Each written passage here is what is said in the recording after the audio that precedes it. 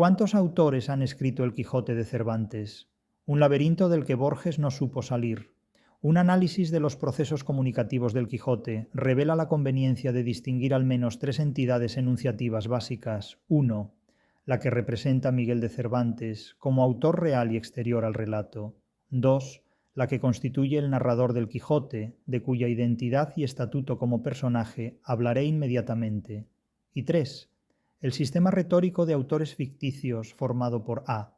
El autor anónimo de los 8 primeros capítulos de la primera parte. B. Cide Hamete Benengeli. C. El morisco aljamiado, igualmente anónimo, que traduce al español los manuscritos árabes hallados por el narrador. Y D.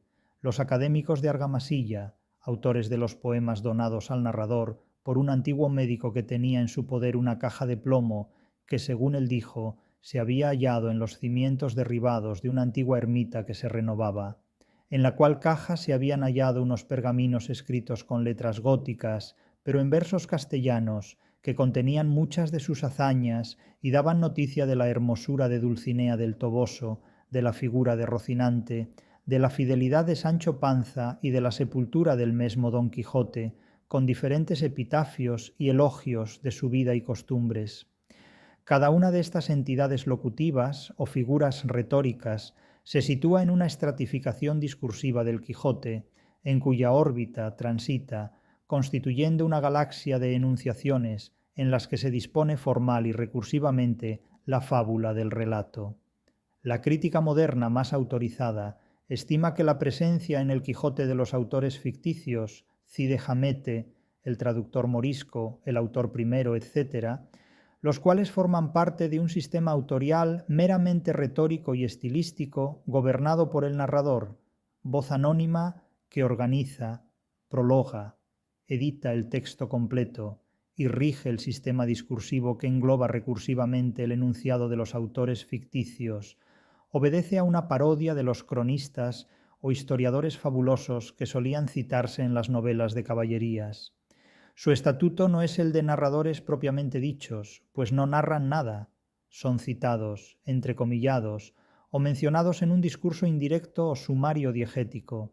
Cide Hamete, el morisco aljamiado, los poetas de Argamasilla constituyen versiones ficticias o textuales que manipula el autor real, Cervantes, bajo el discurso de su narrador, en el mundo verbalizado, fabuloso y estructural de la novela, pues sólo Cervantes es responsable último del acto de escribir y, por lo tanto, del acto enunciativo de narrar desde dentro de la inmanencia discursiva lo que acontece a cada uno de los protagonistas, actividad que hace corresponder a los personajes, bien con nombre propio, Dulcinea, Cide Hamete, Sansón Carrasco, o bien con un nombre común que funcione como propio, el cura, el barbero, la duquesa, bien desde una suerte de heteronimia y polionomasia, Quijana, Quesada, Quejada, Quijano, bien incluso desde la anonimia, en la cual se sitúa privilegiadamente el propio narrador del Quijote.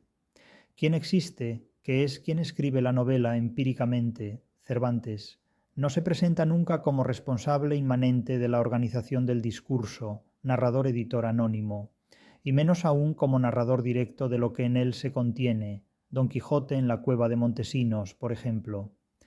Las múltiples instancias que sustantivan y articulan el sistema retórico de los autores ficticios no son sino entidades virtuales, es decir, personajes que, si bien carentes de la funcionalidad o dimensión actancial propia de los demás personajes, lo que con frecuencia les ha valido la denominación de personajes fantasma, son ante todo expresión de la manifestación discreta o discontinua que el autor real, Cervantes, comunica y proyecta en su propio discurso.